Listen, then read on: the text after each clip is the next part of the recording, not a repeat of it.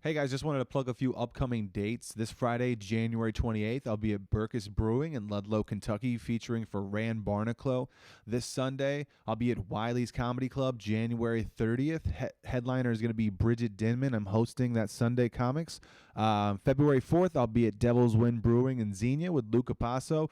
February 5th, I'll be at Wiley's doing a spot for Derek Zoo. He's there all weekend. Make sure you get tickets for that at wileyscomedy.com.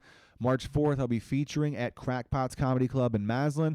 March 23rd to the 24th, I will be at the Atlanta Punchline with the World Series of Comedy. March 26th, I will be featuring at Crackpots also that weekend. So that's going to be a long week. And I got more dates coming. So thank you guys for subscribing. If you're going to be in the area of any of the shows, please hit us up in the email for tickets. This is me just being very lighthearted and morose about it because I got to deal with it every day. So this really is just an attempt to find me a kidney donor. Welcome to a very special edition of the Morning Woods podcast. Today I'm joined by Christian Grant, stand-up comedian. Honestly, there was some technical errors.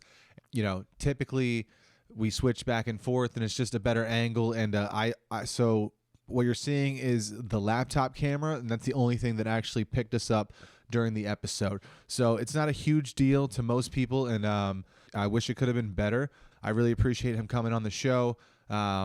He's a very funny guy, and even though Christian is sick, the type of person who is able to bring levity to a situation like that just really inspires me. And so I wanted to bring Christian on the show.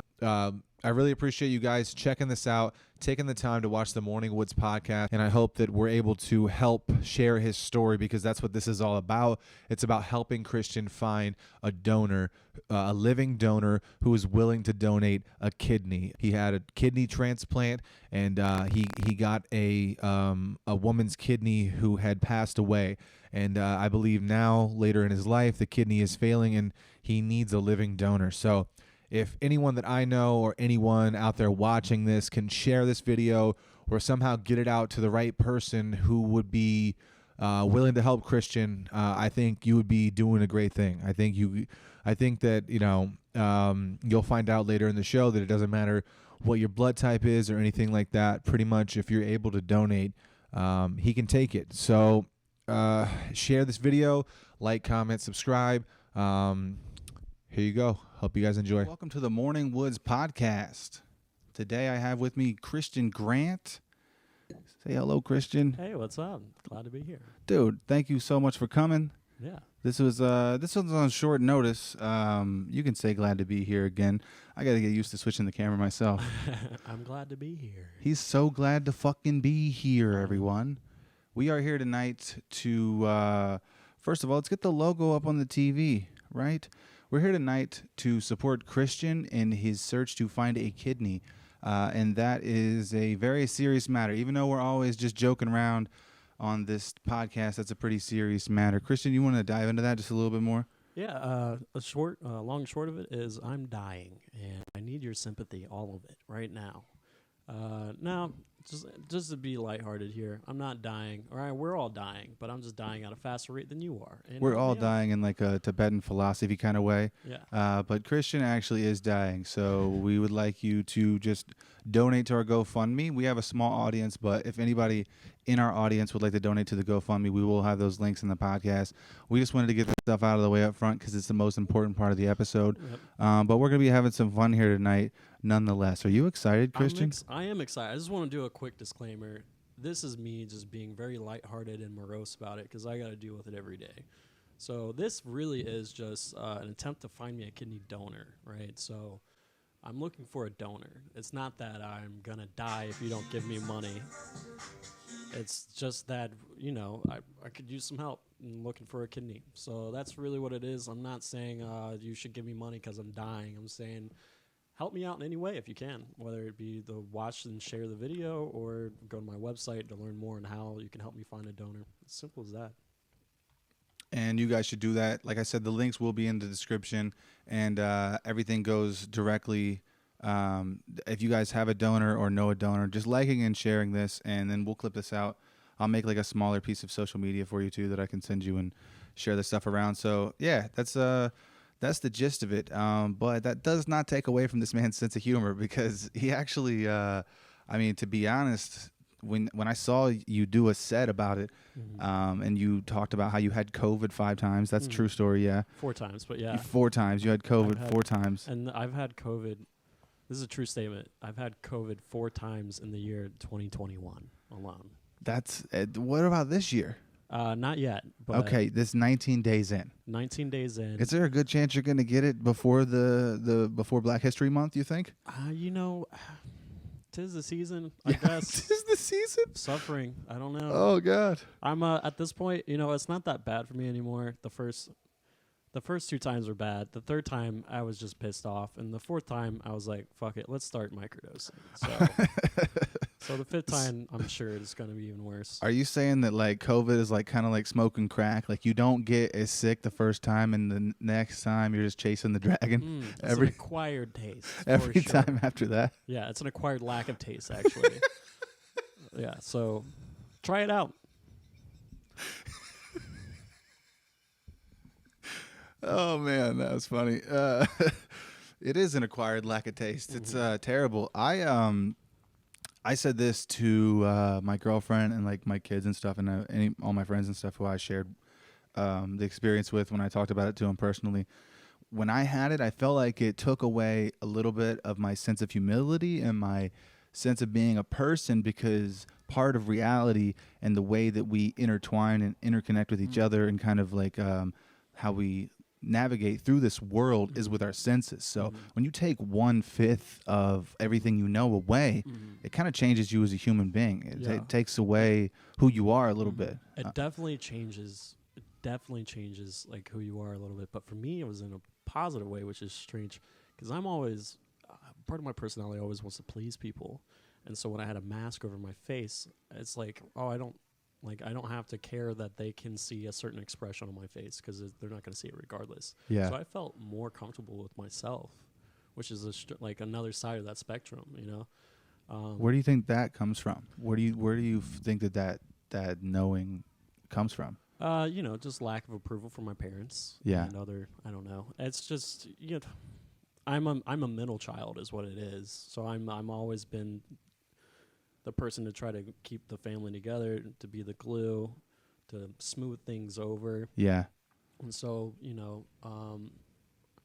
my presentation on like during conflict was always of utmost importance. But when you have a mask over your face, whoever you're speaking to, they just have to take your words for that value. They don't have to see a smirk that goes with it. Yeah. And that, to me, that felt a little bit more comfortable.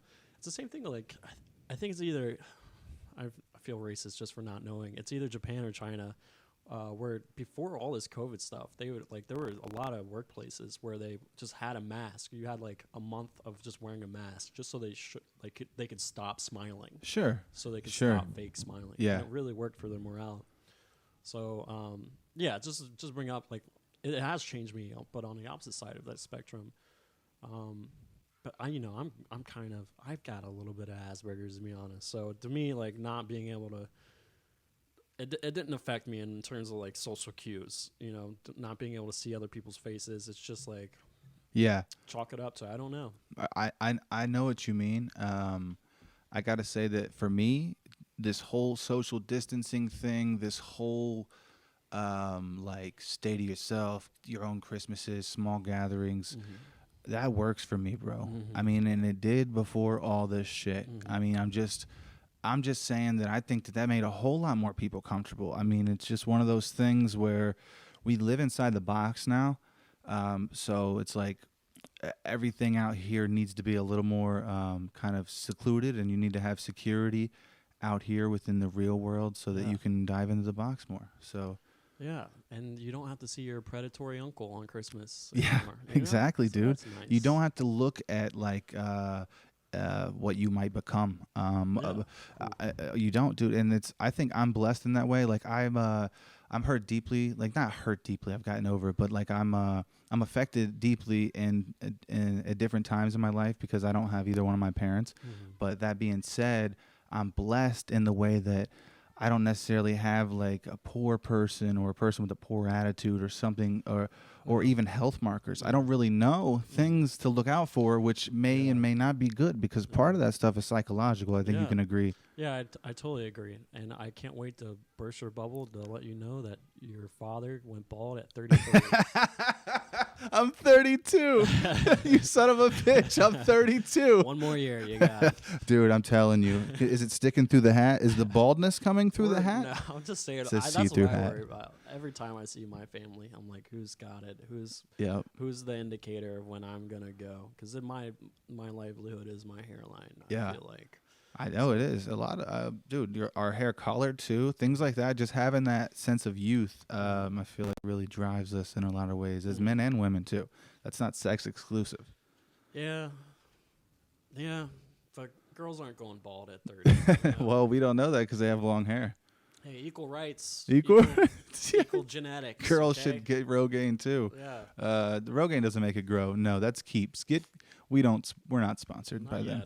We're not gonna plug just yet. We're working on it. Someday soon in the near future. We do. I actually did get. We got an email. We're still waiting on our official sponsor, but we did get an email through Anchor, our hosting site. Nice. That we're gonna get an official podcast. And you guys also. No, I almost did a shameless plug. Actually, I was like, you guys go over to my Patreon. We don't have Patreon, but we do have listener support starting at just 99 cents a month. But this episode is not about that. I got a little bit selfish there. You guys don't forget that we are here for Christian and his GoFundMe. Give me the money. So give him the money or give him a donor. What is your blood type? Do you want to talk about that a little bit more? So if there is somebody out there, we can clip something together to put it out into the world. Yeah. So, like the first priority out of all this, we joke about the money, but really, I'm really looking for someone who's willing to give me a kidney.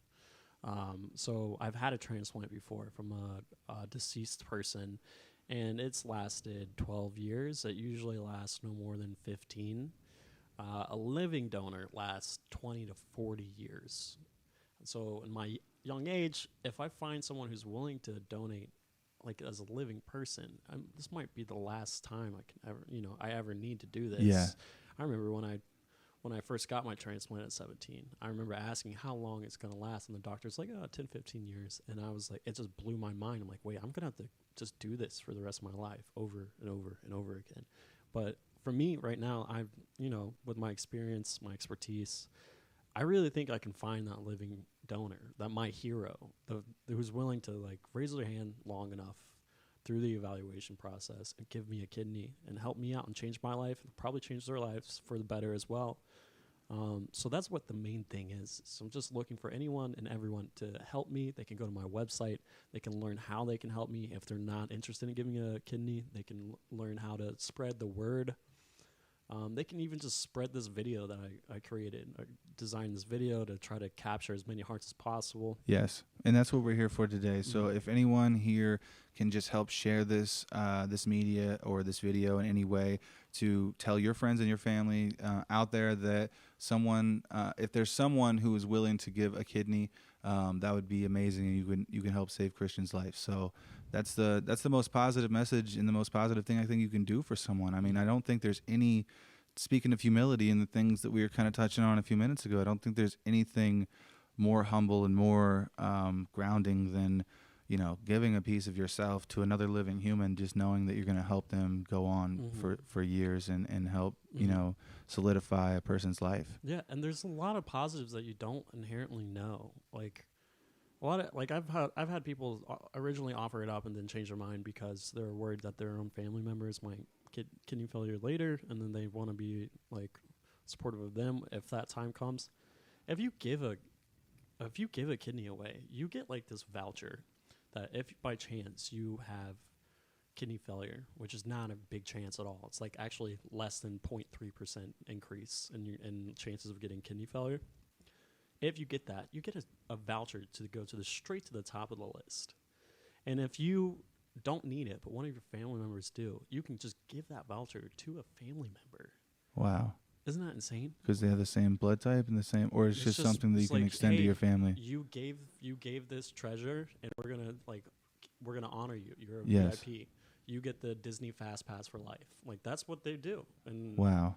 and then there's not enough information like that. No, you there's know? not. No, people think- don't know that.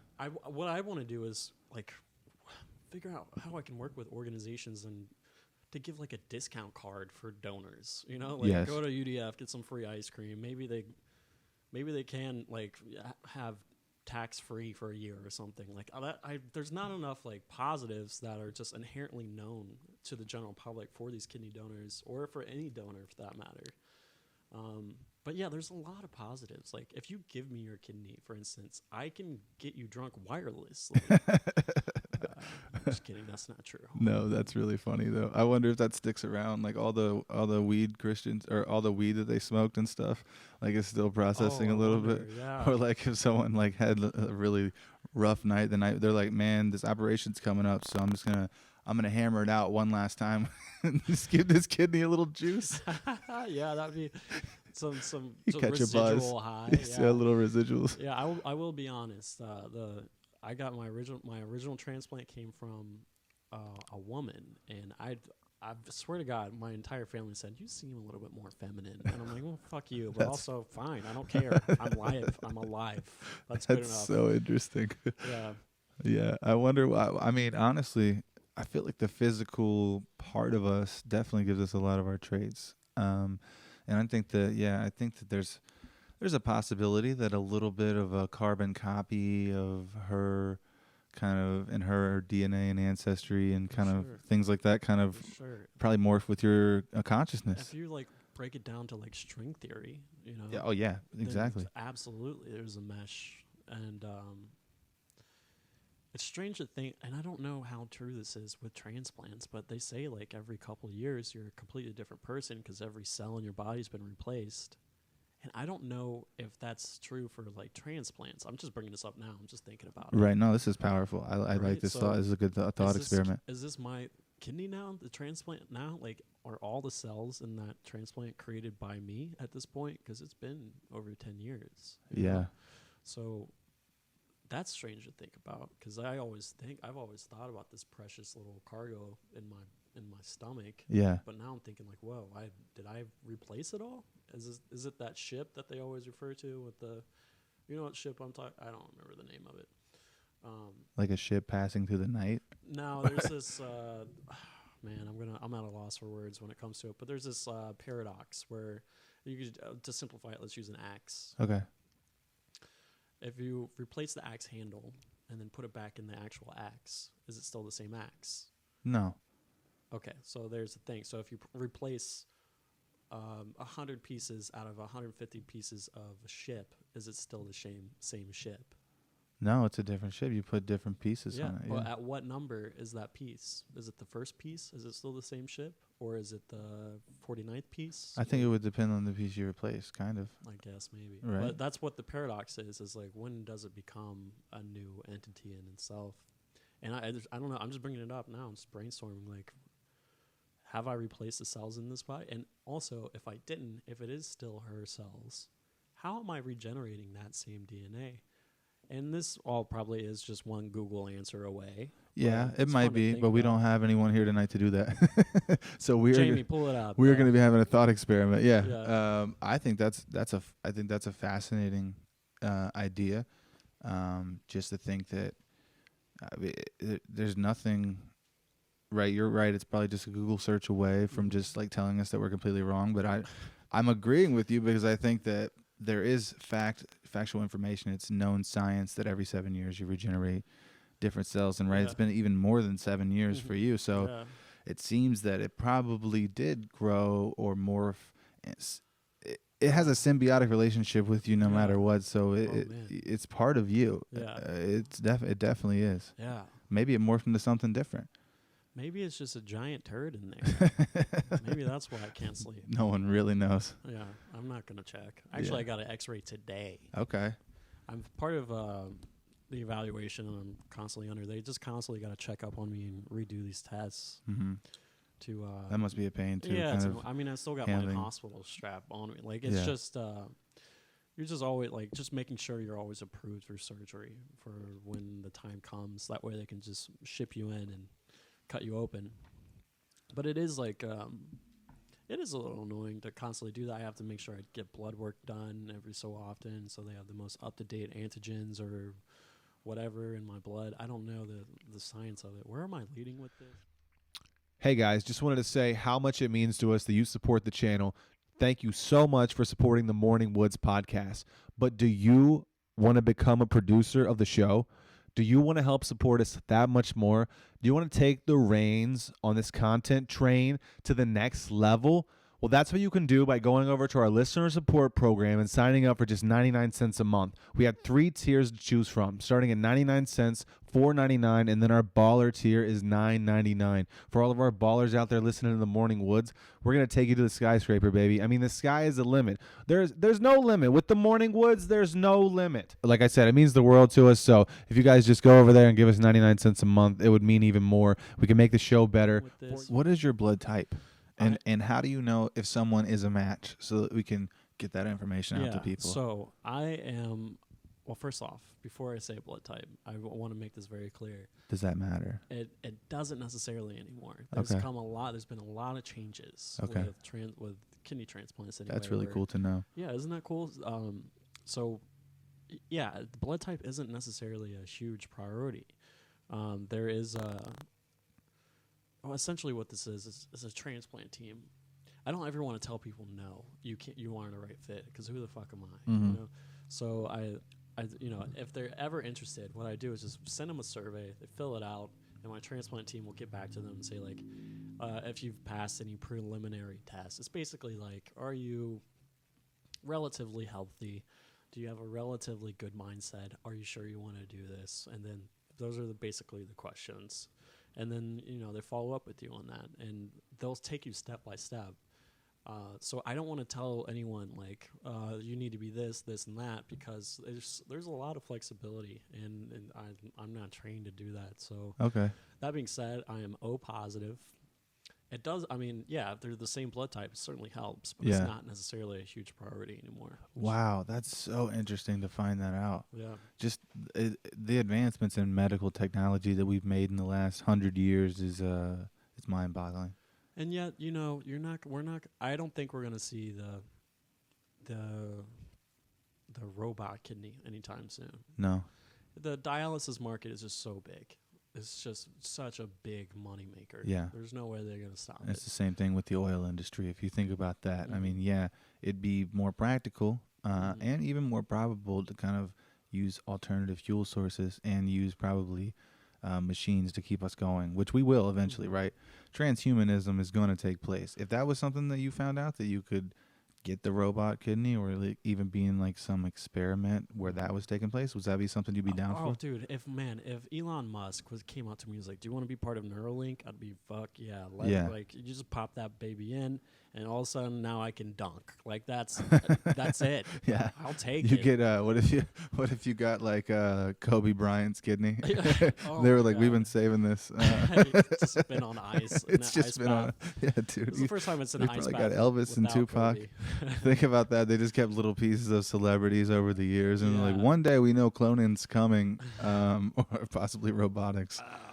Oh man. I mean, that's what Walt Disney's waiting on, right? Is that still a true thing? Dude, I hope that happens. I'm gonna take my kids to Disney World this year, so hopefully he doesn't have his big reveal while we're there. He looks all decrepit. He just shows up.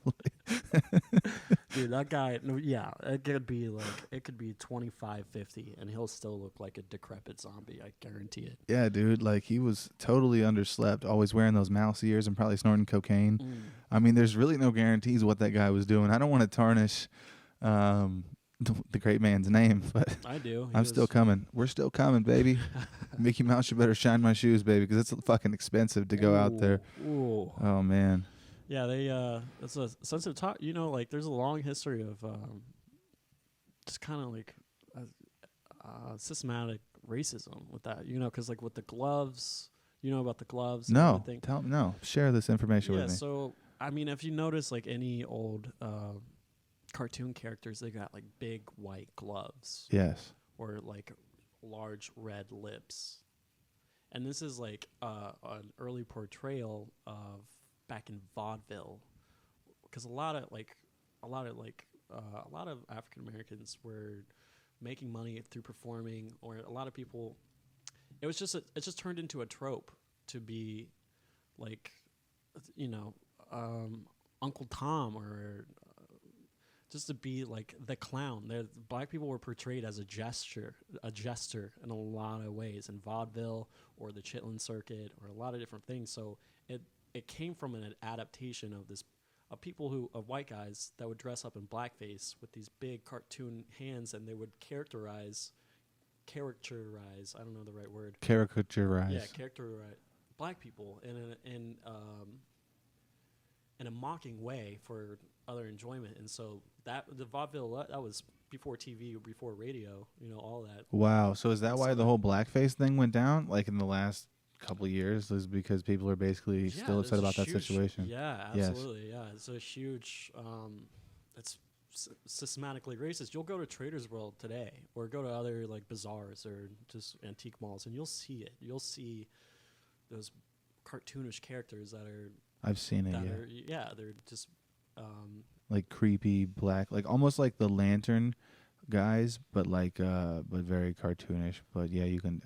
It's like a weird vibe too, right? It's like not the same artistic kind of expression from that era at all. I think it's like there's some good vaudeville acts, but then there's others. It's just a hokey pokey. Let's make fun of black people. Yeah. But it's whites doing it, so that's where it's almost like the opposite of Dave Chappelle or something to that nature, but not someone who should have been probably saying it. Yeah, and so I mean that's what Mickey Mouse's hands came from, which wow. is crazy. I don't know if you ever saw OJ. I think it's called OJ. Jay-Z's music video. The song, it's either called OJ or, you know what I'm talking about? No, I haven't seen it. It pretty much just portrays this entire story that we're talking about. Okay. In a music video. It's a great music video, and you kind of get some history on the background of how those animated characters came to be. Is that weird that OJ had like a big black glove too, and that was like a huge part of his trial, and it was all over TV, and it was almost like, I'm not trying to be like conspiracy theorist-esque, but we are talking about like Hollywood royalty, right? Yeah, there's one. So there's two conspiracy theories that I'm pretty sure both are confident. I bet they're both tied together. One is that these are your personal theories. No, these are ones that I've seen on TikTok, just like everything else. Okay. One is that, and I don't know the full details of it, so we may want to look it up just to see what the details on it, because I probably won't answer your questions correctly. We're having fun. We'll just talk about it. So there's one theory that OJ was actually hiding the fact that his son murdered her. Wow. And that's why he was driving really slow. That's why they were trying to figure it out. Yeah, he was Get trying the to story distract together. the media and the police while they were cleaning up shop. And then there's another theory that there's this video of OJ handing Robert Kardashian a big bag, like as he shows up to the scene. Or the handoff is from OJ to this woman, and then this woman hands it off to Robert, and they try to act really cool and casual, but you could easily assume that there's some sort of evidence. Yeah. Oh, of course. Yeah, and there's videos of it. Like you can just watch it happen and how slick they're being about it and everything. And so I think this could easily tie together with the fact that he was trying to hide his son's murder, and now this is where my information ends. I can't provide you any more information on it. Yeah. No, I think that's a pretty interesting theory though. Yeah. I do think it's wild that like after all that he went through in the trial, and that even caused a lot of racial tension at the time. Like let's not mistake what that did. It shattered America. Everybody loved OJ, white or black. So for that to happen, and especially to a white lady, it made everybody that was white very upset with OJ. People were crying when he got off. So it really caused a lot of tension in that way. Whether the media perpetuated that or not and I was too young to say. But it was also a very needed win for black people. It definitely was, and that's what I'm getting at. It's like, it's almost like they got him back for that, like the situation with his own jerseys. Like he did like some petty larceny, a few $1,000s for the theft. At the end of the day, I mean, like $50,000 is not like a probably a drop in the bucket because he's still got a lot of dough. I think. I mean, he's just acting a fool now, posting videos. Like, Is he out? Yeah, the he's juice out. is loose. The juice is loose. He's just You making hear that? mockery The of- juice is loose, everybody. That's a headline, circa, I'm sure. Oh, for sure. But yeah, he's making these crazy videos on, I believe, on Twitter, where you just can't believe it. And then there's this other video where he just fakes murdering someone. Holy shit. With the fake knife, like it's crazy. And then he's got the book, If I Did Do It. Dude, this just goes to show where we're living in society, bro. I mean, it's just a crazy time to be alive, dude. The coolest, probably. Like, even though, like, there's bad shit going on, there's always been bad shit going on. We really can't. I mean, just to be able to be, this is going to be a blip in time, like a drop in the bucket for everyone. Like, you know, like in 1,000 years, 1,000,000 years, like this is just a blow in the wind. Yeah, but it's just keeping our minds occupied. It I'll is. watch crazy videos of OJ. It's any so day. fun, dude. I'll rather do that than do my laundry like any fucking day. Dude, you know? that's the thing. I'll tell you a conspiracy theory that I saw on TikTok the other day. Okay. So this guy said that TikTok, it's called TikTok because it pretty much just takes up your time all day. Mhm. And when you're being like inundated with 15-second videos after 15-second videos, Mhm. you just get in this different mind state. Mhm. And it's really easy to switch your attention and kind of just keep you flowing with it because of the shortness of the video and the Mhm. style of the Oh, yeah. content. Mhm. So it's like that in and of itself, that's why they call it TikTok. It's like right in your face. Yeah. I mean, it's designed. You know what? With digital media in general, Yeah. right? With our generation, What I'm doing right now with the camera switching and stuff like that. Yeah. yeah, our generation's grown up to be like, I'm a star. I want to perform Yes. and consume it. Whatever consumerism said. Here, we made this for you. Perform to each other Yep. while we make money off of it. Yep. And that's what TikTok is. It's designed to keep you on the app. That's where they make money, is engagement. Same thing with Facebook, same thing with Instagram, same thing with all the apps. It's really just designed because they get paid by ads. So Yeah. the more you're on it, the more chances they get paid by the ads. So they are 100% trying to keep you on that app. I get caught up in it all the time. There's those break videos. Like, hold up, wait a minute, you've been watching too many TikTok videos. You ever seen those? at all? No, I haven't. Yeah, well, I'm deep down then, I guess. Holy shit, I've never scrolled that deep. 150 videos maybe.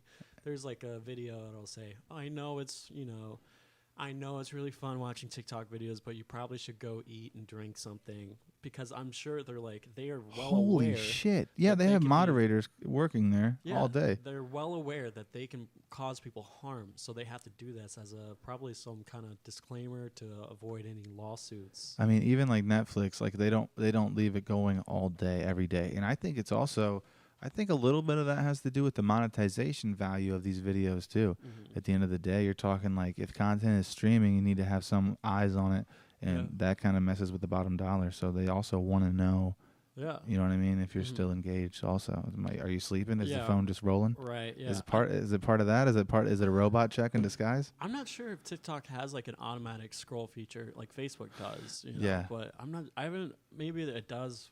Maybe it doesn't. But TikTok is very much designed to encapsulate. Like at this point, we have 5 seconds of attention span, and TikTok really has dialed it in. We're like, oh, you Yep. don't like to just swipe up? There's guarantee there's another viral video. It's at one swipe away. Yeah. Please stay on this app. Yeah. They nailed it on the head. It's wild, dude. Yeah, it just never goes away. It seems like the content it is too. It's endless and endless. It's like if you thought YouTube was crazy, there's billions of TikToks. Like, Oh man. you know, And I mean, you look at the hashtags for like FYP, and it's like at this point, hundreds of billions. like 4 trillion views. Is it trillion? I think it's 1,000 billion at least. Holy shit. So maybe what is a trillion? Is a trillion a million billion, or is it 1,000 billion? Dude, I don't know. You're asking the wrong guy a math question, but I would like to say this. I think that that's super interesting that anything is getting hit that hard and that much. It's like that blows my mind, first of all, but secondly, as like a content creator, sometimes when there's hashtags that are that big and that massive, I don't even post them because I feel like I'm just gonna get like dust, and I'm gonna be that's kind of how. just lost in the There's haystack. some great tips here. You want to pick a hashtag that has like a medium amount of views. Mhm. You know, you want to have something that has traction, that actually has a following, that people have posted enough to where it's an audience. But you, again, like you said, you don't want to have it where it's so many views where you're just immediately going to get buried. I always go, whenever I post, I go for something, you know, between 100 million or less. And I usually, you know, pick one hashtag that's very relevant to your content. And it works for me a lot. But yeah, never post something with like more than, I would say even more than 50 million. Any hashtags over 50 million, don't even bother. Yeah, when they start getting into the B's, I'm like, Yeah. you know, it's like, am I gonna get seen? Yeah. It just doesn't seem like it. No, I'm just gonna tell you, you're not gonna get seen. Yeah, because it's not even a specific like niche, and that's what most people don't know either. Like if you guys are listening, content creators or other comedians, having your own niche and market is the only really way to be in business for yourself in any business, right? Like you got to kind of find your lane, and so if you're putting out like hashtag comedy video or whatever, you might get some traction. But if I'm putting out like hashtag FYP and there's 40 billion fucking people, they might not care. No. Right? Like they'll be like, that's not even what I'm here for. Like that's not what they signed up for. It's just a drop in a tsunami. Like you're not gonna be the splash that hits the person. It's just as simple as that. There's too much volume. Yeah. There's too much young, hot 19-year-olds with abs and shit, just like rocking it. You know what I mean? Just washboard, killing it, dude.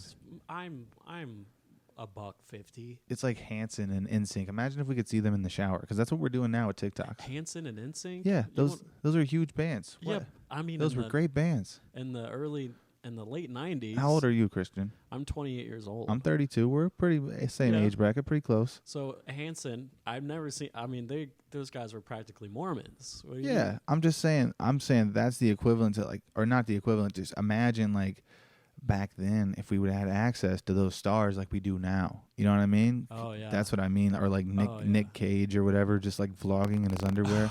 Do you know what I'm saying? Like, it's just like all the cool stars from the 90s.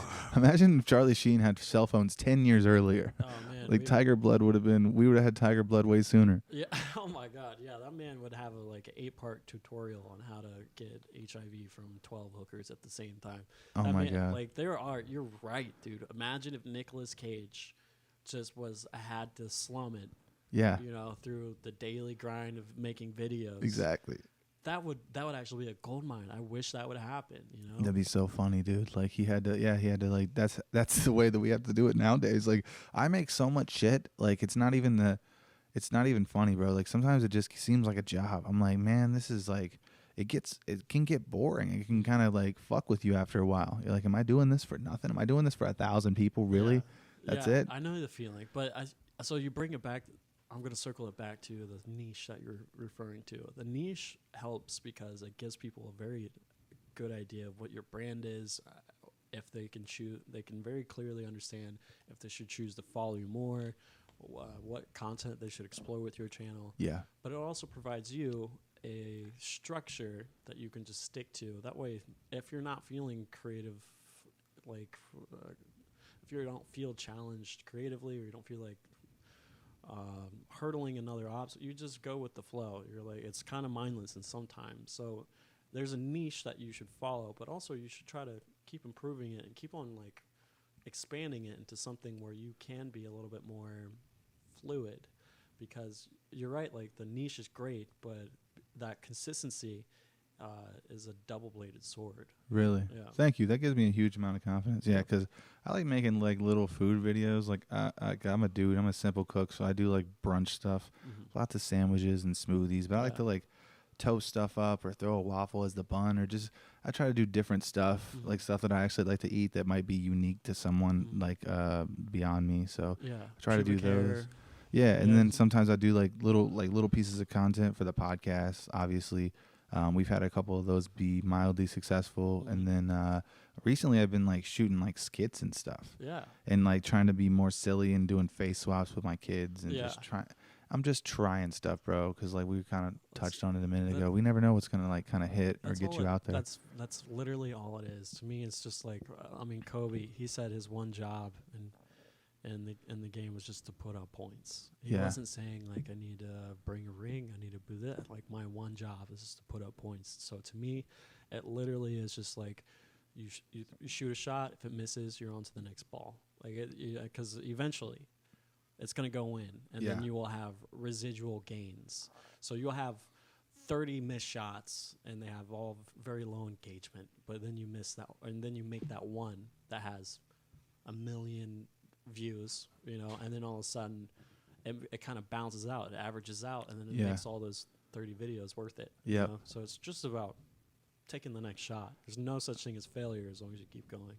That's an awesome way to think about it. You're such a positive dude, man. And I know you really do, but that's why I wish the best for you, bro. And like that's why I can't do much, man, but I just wanted to bring you here so that I can like maybe try to share your story and spread your story, because I think that like you're such a big light that somebody should recognize that out there in the world, and maybe hopefully put something back into your life and put some light back in your life. Yeah, man, I appreciate that. Yeah, dude. This I have grown a lot from this journey too, because it's one thing to just like get exposure on it, but it's a whole nother thing coming from, I'm a very independent person. Yeah. So it's another thing to like grow as a person in terms of like relinquishing the idea of I'm alone in this, because I've always been a lone wolf. I've always been that person with a chip on my shoulder, and to reach out to people and then respond back to me in kindness and compassion. It's really, it's palpable to see these people say, hey, you're not alone in this. I'm here for you. And it's huge because it gives me a faith in humanity that I'm very much not used to. So growing in that realm, and I'm also like in turn that it's a feedback loop, because then I become more in tune with other people's stories. I meet people who resonate with my story, and then I get to know them, and then I'm like, oh my God, this person I met, she's also had a transplant, and we get to talk about it, and I'm like, so wow, you've had 2 transplants, one when you were 9 months, I can't remember the age, but she was really young. One as a baby, and then one as a 9. Wow. I'm like, wow, what? I can't believe. I mean, I can understand it to a level, but that I had mine, and I started getting sick at 13. She was already in it since birth. So there's like just a whole. So I remember talking to him like, so were your donors from like deceased? And she's like, oh yeah, I guess I should tell you, mine's a heart transplant. Holy shit! And that just blew my mind to think like.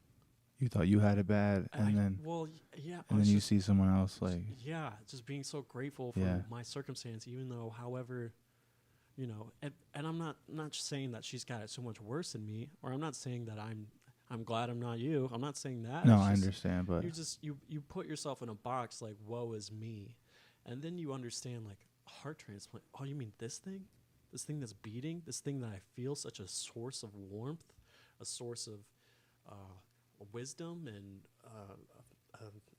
a sense of just purpose, or your judgment comes from your heart, and that's replaceable. And you have to keep those feelings. You have to keep those sensibilities. When you love someone, you feel it with your heart, but now it's a new heart. It's not your heart. Yeah. And to think that person, I mean, that surgery is way more intense than mine, So it's just like, you run into these things all the time. Like I talked to someone who, their blood type is just a rare blood type, and so it's actually not rare, but there are only specific type of blood types that can match with it. So it's a more common blood type, but there only has very specific matches. And so I just I caved. I was speechless with how grateful I was. I felt sick. I felt nauseous with how grateful I was. I felt, just because I'm like, I have a blood type that has good compatibility. And it's just something simple. You can't change one letter of your body. It can change your entire circumstance. Yeah. So I'm growing in a way just by learning other people's stories too, which is, it's ineffable in a lot of ways. Wow, that's powerful, man. Mm-hmm. It really is. Yeah, it really is, It dude. is. It's I'm it's like it's speechless. Like yeah, I've that exactly. it literally, I'm really going within right now and just, yeah, Yeah, you get. I mean, there's those moments where you just I'm already an emotional wreck because of my journey, but then to talk to someone, and then I just start immediately bawling like a little boy just because of how I feel queasy with just how grateful I am to be alive and what I'm experiencing right now in this present moment, and how have I never like recognized this at all times? Why am I always forgetting this very moment? Why am I forgetting how the air tastes? Why am I forgetting how brushing my teeth, how the bristles feel on my teeth? Why am I forgetting all these crazy tiny small sensibilities that you just kind of glance over because you're worried about getting 45 likes on an Instagram post, you know? yeah. So you run into these situations where I'm just, Well, not a lot of people do. I think that's the thing, man. yeah. Like, you have such an inspiring voice, and you're sharing some information that Mhm. most people probably will never know or have never heard, because you are someone who is like constantly in these hospital rooms and in these facilities, and you're kind of like you're in the care of these people, and it's a small group of people, right? Smaller than small, really. It's Yeah. like such a small group of people that Yeah. and you're interacting with them and getting their stories, Yeah. and now you're sharing that with some people in the world, and Yeah. I think that's awesome, man. Yeah. And then I think, Very unique. there's I have big plans with this too. It's not just like find a kidney and I'm done. Yeah. I'm very much on gathering other people who are doing something similar to me in terms of this, and making a team and seeing what greater accomplishments we can do. Like I said with that, I really want to figure out how I can get, like, as a military discount card. Yeah. Is there an ID that can work with the government? You just present it to anyone who's in the store. Oh, you get 10% off. Like, that's something we can do. Yeah. I just think it's feasible. Do you know if there are any organizations or anything like that?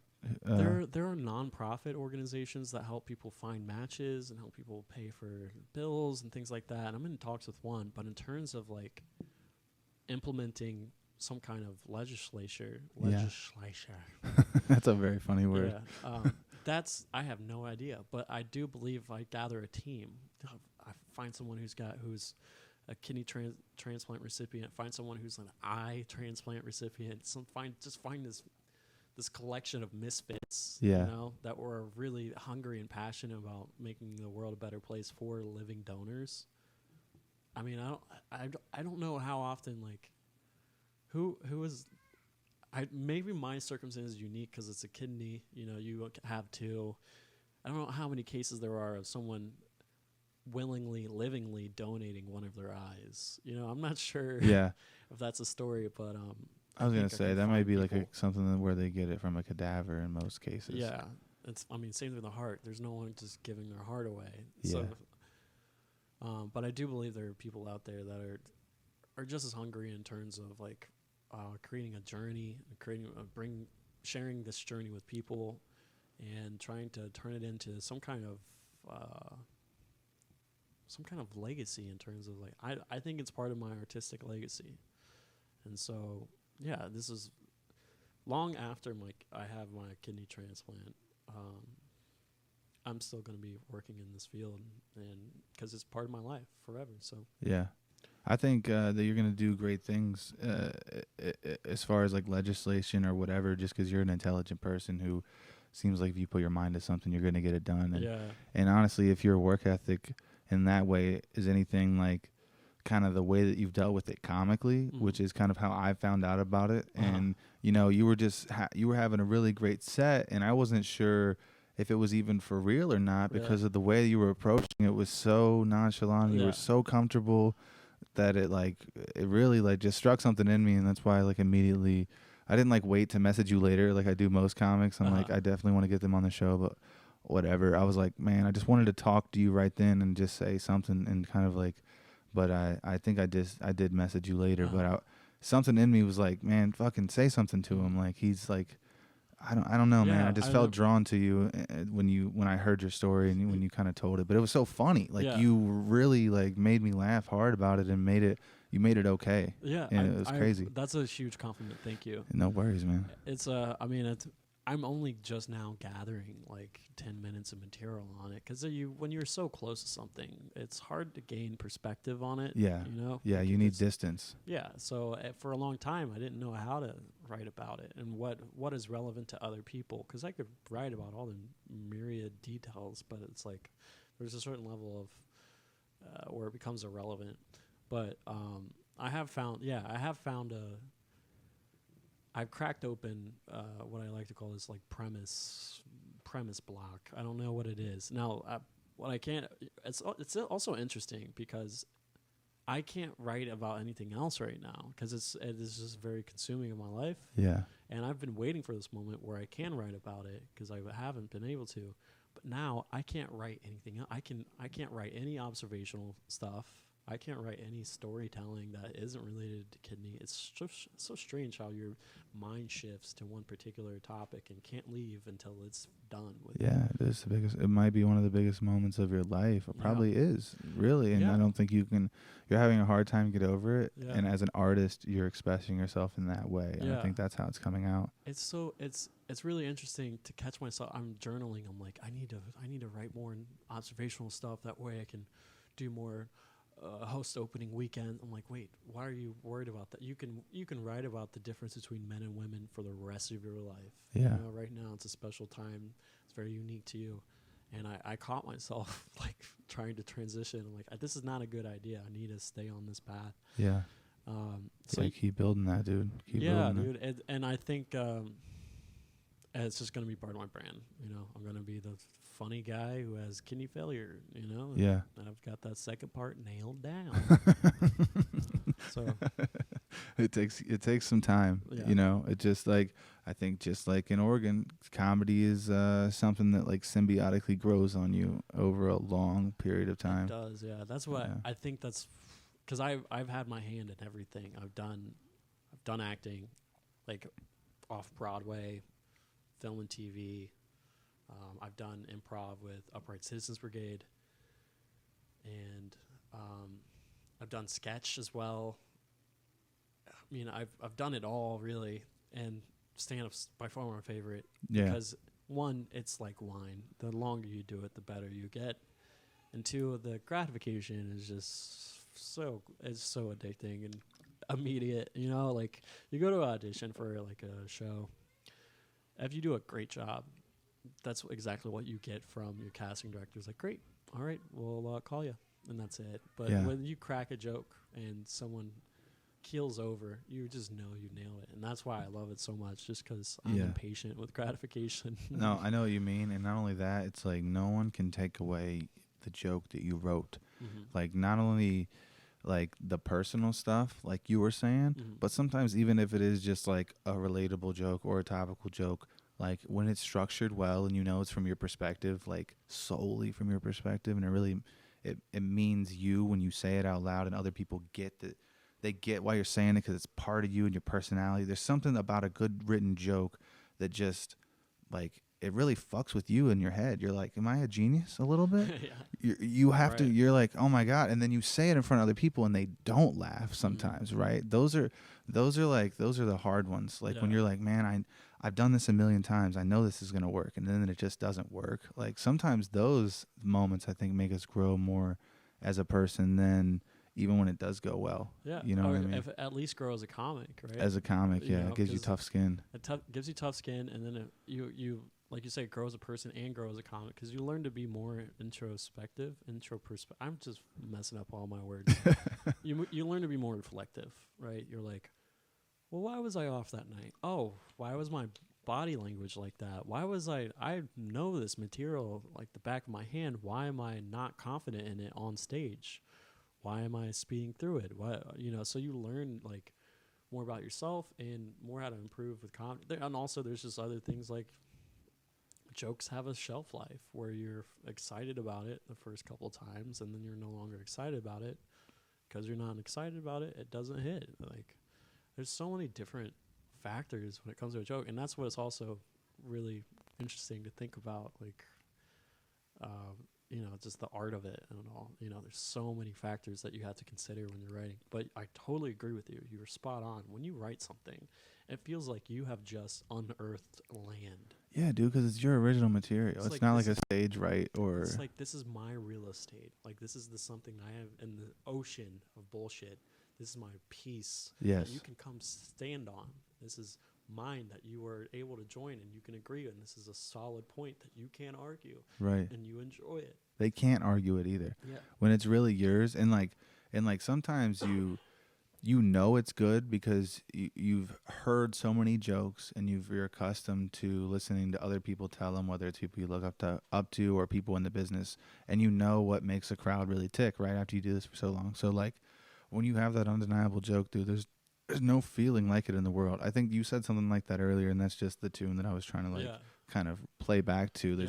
There's really nothing like it, man. It's weird. You can't explain it to people either. Yeah. And it just becomes like a part of your armor in a way.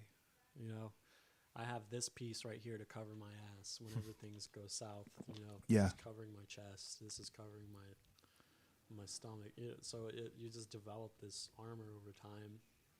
And then you have that, and then you can start forgetting about it, and then actually focus on the crowd. Mm. Like, because, I mean, honestly, look at Don Rickles. That's what he would do. He would go to his material once he ran out of crowd work. You know, that's where that's what you're originally doing. You're a stand-up guy. You're putting on a show for them. Yeah. So it gets to the point. This is my theory anyway. It's not like I'm there yet. But once you have that material or that armor of all that rock solid material, then you can focus on forgetting about it and focusing on the people. And then when things go south, you can go back to your armor. Yes. You make that connection too. Yeah. I find that that's really cool that Don Rickles, I didn't know that Don Rickles did that. Yeah. I like to do that at the beginning of shows. Never like go out I don't just do it until I run out. I'm no near as talented as that. And I don't even do it every time. But I do like to do something, whether it's a callback from another comic or whether it's something in the room. Mm-hmm. I mean, I've just learned from veteran comics doing that and seeing shows go well that's a great transition into your set. Yeah. To kind of just say to them that you're part of the room and you know exactly what's going on, and it just kind of gives you authority in a lot of ways on the stage. And it's an important distinction that you are giving them as the show is. Of course, all the material is about me and my life and my stories and blah, blah, blah. But the show is about us. Yes. You know, the show, this is a one-time experience for you. We will never all together at this one place have the same show again. There's an error. Like, the audience has something to say. You know, you were playing, like, the audience is the instrument. Mm-hmm. You know, so like, wow, I've never even thought about it like that. Yeah, you were playing the audience, and so if this part is loud and this part is quiet, you got to figure out how to even it out to create some kind of harmony. Yes, you were part of it. It's a symbiotic relationship. And whether that be like changing pace or more eye contact or more, this or that kind of while you're going through your that's wow, that's a really cool way to look at it. Mm-hmm. Yeah, I've never even thought about it like that. Kind of just you are their instrument. I guess I almost kind of thought about it in the opposite way, but that's a great point. Yeah, I guess that you're the conductor. You are the conductor. You really are more so. I mean, because you're just standing up there solo with the microphone, kind of like with your little wand. What is a trumpet or a person who plays a trumpet wants to perform a fantastic solo piece from whoever. A comic wants to play his instrument, which is having the crowd murderously laugh their asses off. So you're just trying to get to that frequency. So you are playing them to get to that frequency. That's how. I mean, I don't. This is why I don't smoke weed before podcasts. You know, I'm not high, but I'm saying if I was, it would go way deeper than where we're at right now. Well, I think we should do that right after this. Yeah, dude. Well, man, I feel like we've been going for about an hour here. It looks like we're getting close to an hour. Mm-hmm. I really appreciate you coming on tonight and sharing your story and your journey and a lot of your knowledge about comedy too, dude. That's like you gave me some great insight, and I'm sure that people listening are going to feel the same way about this episode. Hell yeah, man. dude, thank you so much for having me. Thank you for giving me this opportunity to talk to you guys. Please check me out. You can go to my Instagram, reach out to me personally if you'd like at Christian Grant _ or go to my website, Kidney4Christian.com. That's the number 4 Christian. But yeah, thank you so much for having me. And I love talking about this. Anytime we can do this again, I'd love to do dude, it. I would love to have you back on. And you guys follow Christian, and the link to his website will be in the description of this video, and any of the social media clips that I put out. Please, guys, make sure you share those. It's super important. That's why we're doing this. We want to get the word out there, and hopefully somebody from our team, from the Morning Woods, I don't want to say fans, but just our listeners and our friends who are listening to the show, hopefully one of us knows somebody who might be able to share this with the right person and maybe get a volunteer. So that would be awesome, and that's all we can really hope for here tonight, guys. So once again, follow Christian, guys. Thanks so much for watching. Enjoy yourselves. Bye-bye.